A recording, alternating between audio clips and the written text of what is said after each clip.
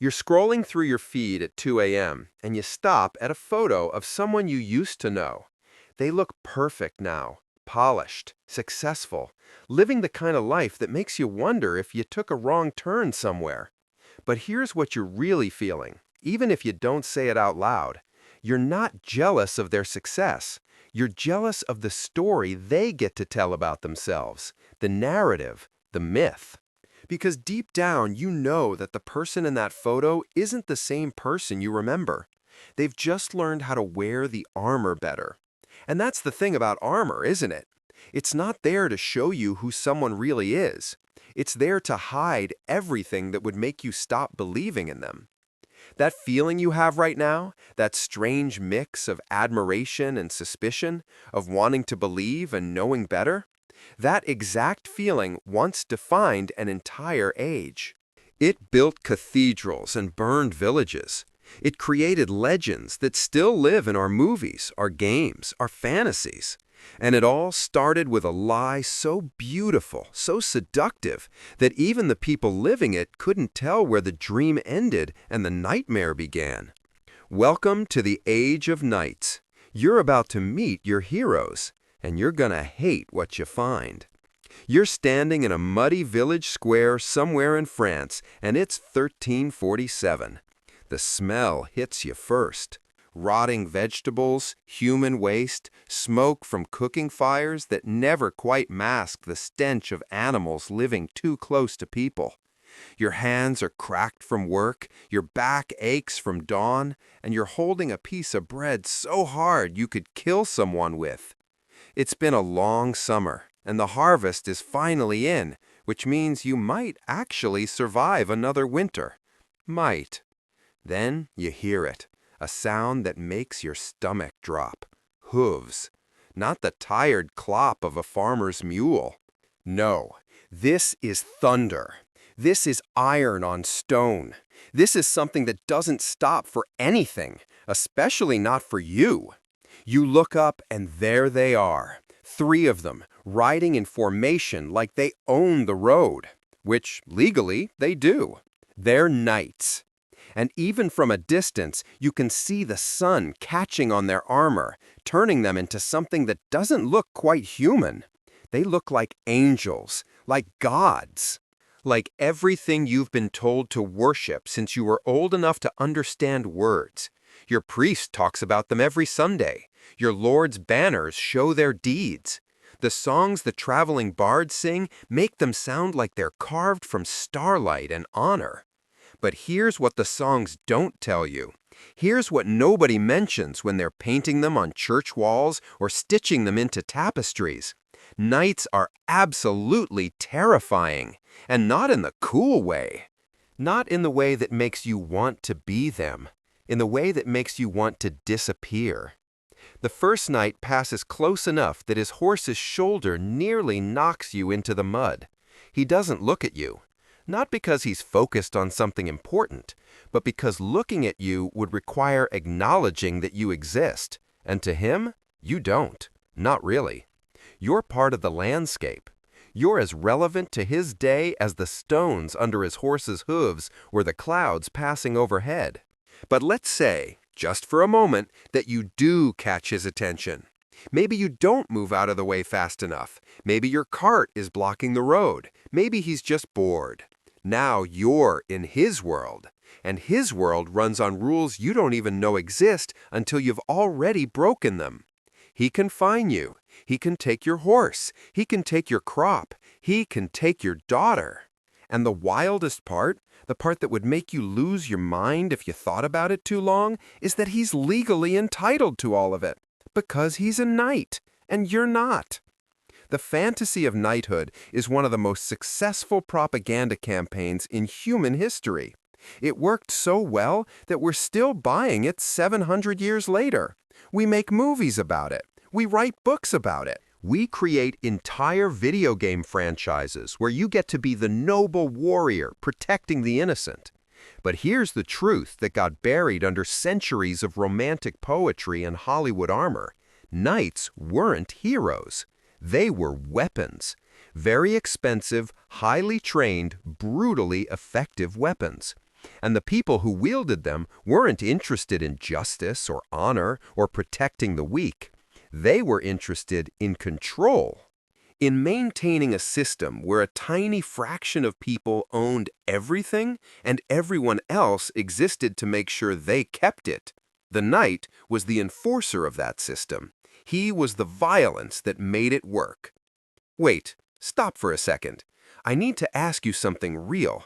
Have you ever had to smile at someone who had power over you, even though you knew they didn't deserve it? Ever had to nod along while someone with authority said something you knew was wrong because calling them out would cost you everything?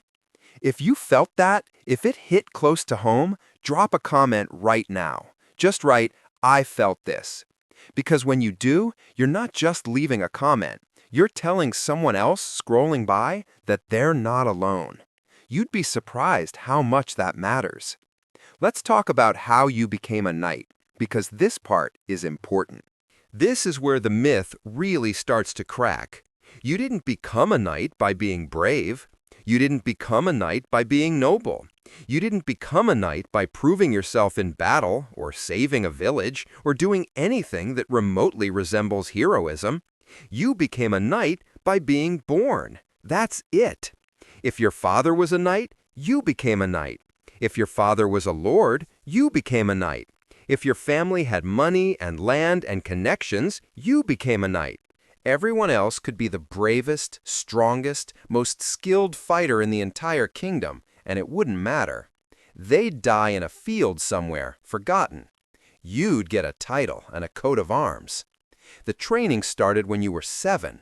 You were sent away from home to another noble's household, where you became a page, which is a fancy word for a servant who's learning how not to embarrass his family. You learned manners. You learned how to serve food. You learned which fork goes where, how to pour wine without spilling it, how to stand in a room full of important people without looking like you wanted to be literally anywhere else. You learned Latin, because that's what educated people spoke. You learned music, because knights were supposed to be cultured. You learned poetry, because you'd need to recite it to ladies at court, and if you were terrible at it, you'd be a joke. At 14, you became a squire. Now, the real training began. You learned to ride a war horse, which is not like riding a normal horse. A war horse is 1,500 pounds of controlled chaos that's been trained to bite and kick anything that gets close. You learn to fight in full armor, which weighs about 60 pounds and turns every movement into a full-body workout. You learned the sword, the lance, the mace, the dagger. You learned how to kill efficiently, how to aim for the gaps in armor, how to bring a man down from his horse, how to keep fighting even when you're exhausted, terrified, bleeding. And you learned something else, something nobody talks about but everyone understands. You learned that your life matters more than other people's lives, not because of anything you did, but because of what you are. The ceremony when you finally became a knight was designed to make you feel like you were joining something sacred. You fasted, you prayed all night. You bathed, symbolically washing away your old self. In the morning, you knelt before a lord or a king, and he tapped you on the shoulder with a sword. "Rise, sir, whatever your name is." You were told you were now bound by a code, chivalry. Protect the weak, defend the church, be loyal to your lord, fight with honor, serve justice. It sounded beautiful. It sounded like everything a human being should aspire to be. And then you went out into the world and discovered that none of it was real. Here's what actually happened when a knight showed up in your village. Let's say there's a war, and there's always a war. Your lord is fighting another lord over a piece of land, or a title, or an insult from 30 years ago that nobody even remembers anymore. He calls his knights. They gather their men, and they ride. Not to some distant battlefield where armies meet in neat formations. No, they ride to the villages that belong to the enemy lord, your village, and they burn it. They burn the fields so you can't eat. They burn the houses so you have nowhere to sleep. They kill the livestock so you have nothing to trade. They take everything that isn't nailed down, and if it is nailed down, they take the nails. And if you try to stop them, if you try to defend your home, your family, your life, they cut you down without a second thought. Because you're not a combatant. You're not even human in the way that matters. You're just part of the landscape that needs to be destroyed so the enemy lord feels pain. If stories like this one hit different for you, if you crave the raw truth behind the myths, then this channel is your place. Subscribe so you never miss when we pull another piece of the past out of the shadows. You belong here with us, the ones who look where others refuse to.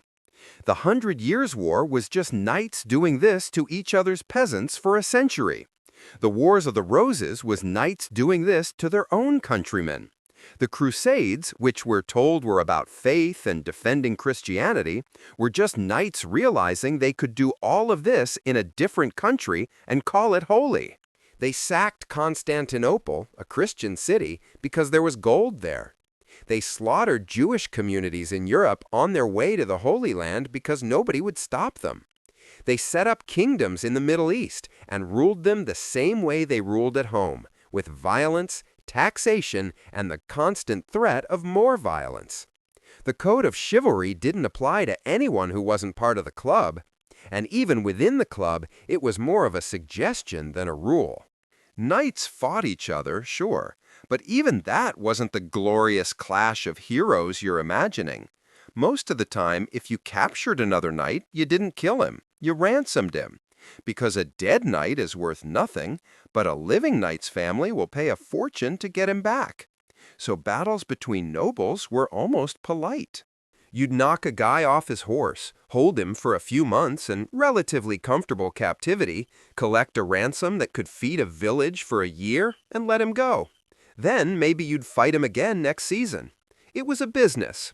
But the people who weren't knights, the foot soldiers, the archers, the peasants who got conscripted and handed a spear and told to march, they died. They died by the thousands. Nobody ransomed them. Nobody sang songs about them. Nobody remembered their names. And the women. Let's talk about the women. Because the mythology of knighthood loves to talk about courtly love, about knights serving ladies, writing them poetry, wearing their favors into battle. It sounds romantic. It sounds like respect. But courtly love was a game. It was a way for knights to practice social skills, to show off their refinement, to compete with each other for status. The lady in question usually had no say in any of it. She was married off at 14 to a man she'd never met to secure an alliance her father needed. She spent her life producing heirs and managing a household and trying not to die in childbirth. And if a knight decided he wanted her, if he decided that his love was more important than her marriage or her wishes or her life, history is full of stories about what happened next, and none of them are romantic. You want to know the most shocking part? The part that should make you angrier than anything else? The peasants loved them anyway. They cheered when knights rode by. They celebrated their victories. They named their sons after famous knights and told stories about their deeds like they were myths come to life. Because the propaganda worked. Because if you're told from birth that some people are simply better than you, that they're chosen by God, that the social order is natural and right, and questioning it is a sin, then you believe it. You internalize it. You defend it. Even when it's killing you. Even when you're starving because a knight took your harvest to feed his warhorse. Even when your village is burning because two lords are arguing about a border that existed before you were born and will exist after you're dead. You still look at that knight in his shining armor, and some part of you thinks, that's what glory looks like. The mythology didn't die with the Middle Ages. It evolved. It got a new coat of paint. Now we call them billionaires. Now we call them influencers. Now we call them thought leaders and disruptors and visionaries. And we're still telling ourselves the same story. That some people are just built different, that they deserve what they have because they're better, smarter, more driven, that the system works because the people at the top earned their place. And if you're not up there with them, well, maybe you just didn't want it enough. Maybe you're not knight material. The armor looks different now.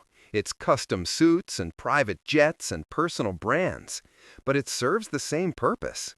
It makes you forget that underneath all that shine is just another person who figured out how to protect themselves while everyone else does the bleeding. And we still cheer for them. We still scroll through their feeds at 2 a.m., wondering what it would feel like to be them. We still believe in the myth. The age of knights ended because technology caught up with them. Longbows could pierce armor from a distance. Crossbows could be used by anyone, no training required. Gunpowder made the whole concept of armored cavalry obsolete. Suddenly, a peasant with a gun could kill a knight who'd spent his entire life training for war. And when that happened, when the violence they'd controlled for centuries became something anyone could do, the system fell apart. They didn't go quietly. They tried to ban crossbows. They tried to make guns dishonorable. They tried to keep the myth alive. But you can't stop history. You can't keep people believing in something once they realize it was always just a story. You're still standing in that village square. The knights are gone now. The dust from their horses is settling. Your hands are still shaking. You look around at your neighbors, and you see the same look on all their faces. Relief that it wasn't worse. Fear that they'll come back. And something else. Something nobody wants to say out loud. A tiny, buried spark of anger. Because deep down, in a place you're not allowed to acknowledge, you know the truth. You know that the man on that horse isn't better than you. He's just luckier. He's just born into the right family, with the right name, in the right century.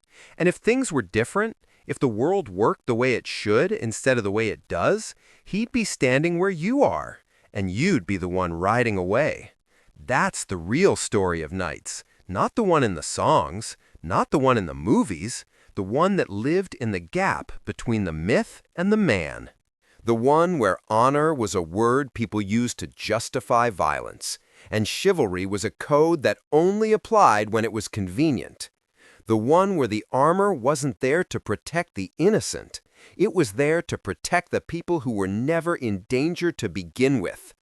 And the saddest part, the most haunting part, we never stopped building that armor. We just stopped calling it what it was.